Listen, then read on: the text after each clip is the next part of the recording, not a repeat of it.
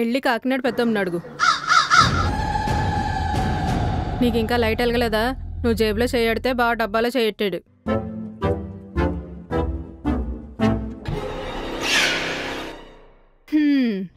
ఖాళీగా దొరికాను కదా, నా మీద పడు. మరి డబ్బులే ఏహే, నువ్వు నీ ఇంజన్ ఆయిల్ బ్రెయిన్ వేసుకుని అర్థం చేసుకోవేంటి? బాగా కొట్టేశాడు. సాక్ష్యం లేకుండా నేను సాటిస్ఫై అవ్వను. సాక్ష్యాలు కావాలా? నెక్స్ట్ సీన్ లో చూపిస్తాను.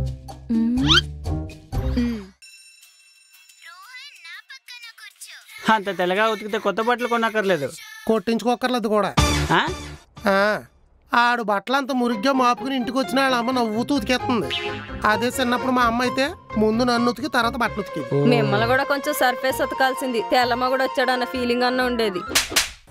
ఇప్పుడు నువ్వు ఉతకక్క. ఎక్కడే, ఈయన బట్టలు ఉతకటానికి ఓపికంతా అయిపోతుంది. పైగా డబ్బులు కూడా దొరుకుతున్నాయి. డబ్బులేంటి? డబ్బులు లేకుండా మీ బట్టలన్నీ ఉతికేది నేనే కదా అని అంటుంది. నీ బట్టలన్నీ డబ్బులెట్టి ఎవడకొనిస్తున్నాడు? కొనిస్తున్నారులేండి. పెళ్ళాన్ని తిప్పడం తెలియదు కానీ తిట్టడం మాత్రం తెలుసు. ఇప్పుడు అదెందుకు? పెద్ద పెద్ద అక్క తిత్తి బెల్ట్ అరిగిపోద్ది.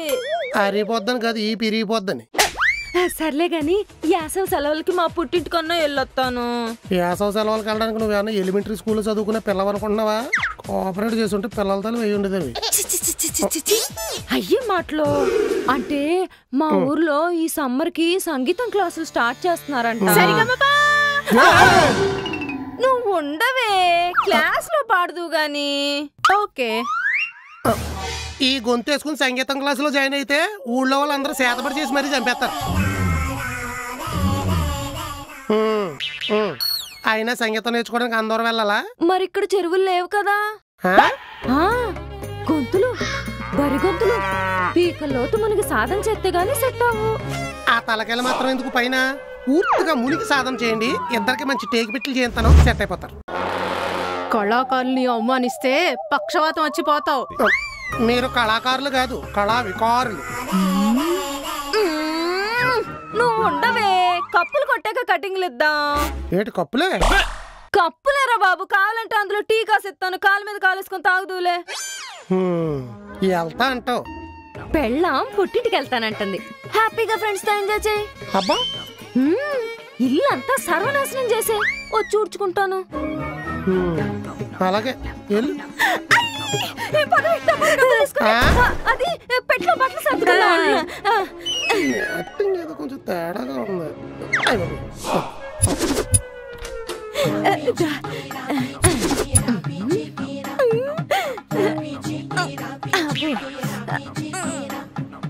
దానికేసి కొట్టు.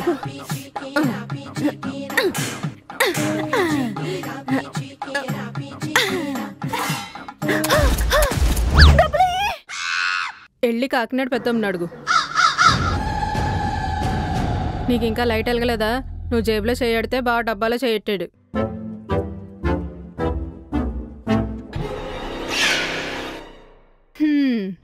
ఖాళీగా దొరికాను కదా, నా మీద పడు. మరి డబ్బులే ఏహే, నువ్వు నీ ఇంజన్ ఆయిల్ బ్రెయిన్ వేసుకుని అర్థం చేసుకోవేంటి? బాగా కొట్టేశాడు.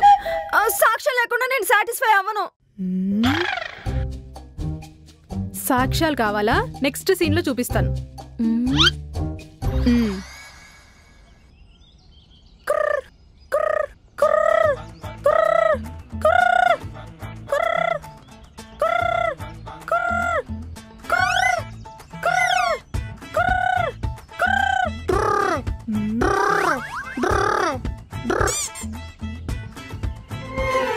నేను పావురాలను పిలుస్తున్నాను.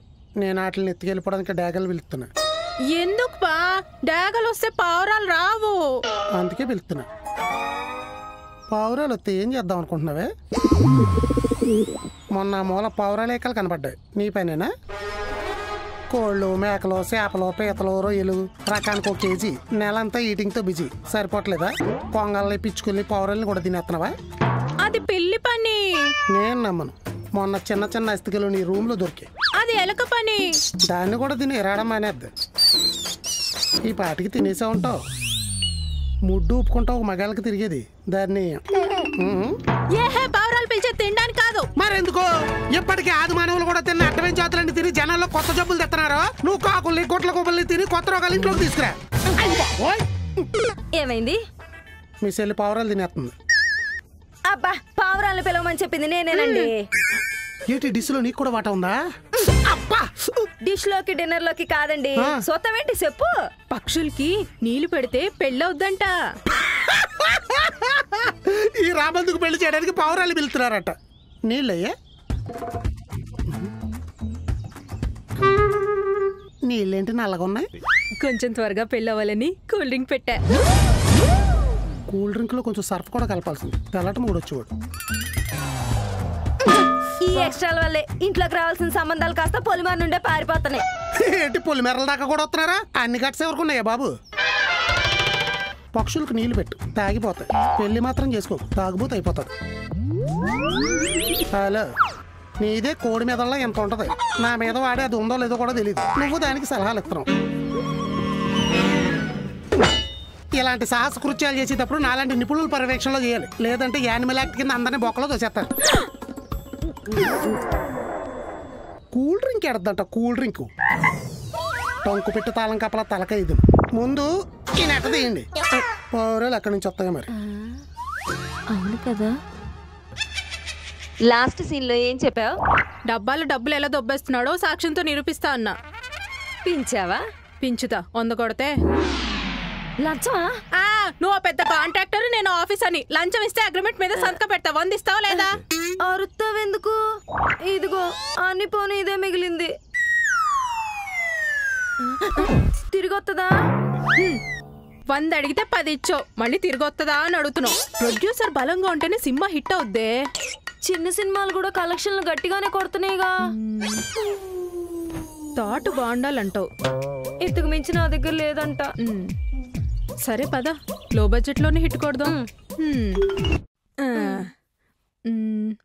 డబ్బా నీకు ఇష్టమైన హీరో ఎవరు? బాస్.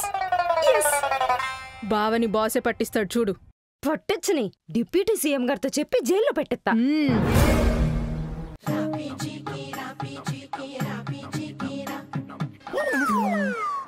ఇప్పుడు ఈ బాస్ ని బాక్స్ లో పెడితే బావ బాక్స్ ఆఫీస్ బద్దలైపోవాలి.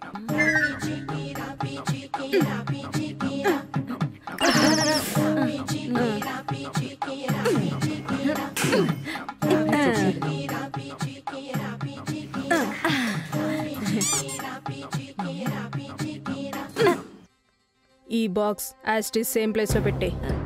పెడితే పిల్లి పాలు తాగడానికి వచ్చినప్పుడు మూతికి మరక అంటుకుపోద్ది. కాఫీ కలుపు, పాలు లేకుండా. పాల కోసం పిల్లి రావాలి కదా. ఎస్.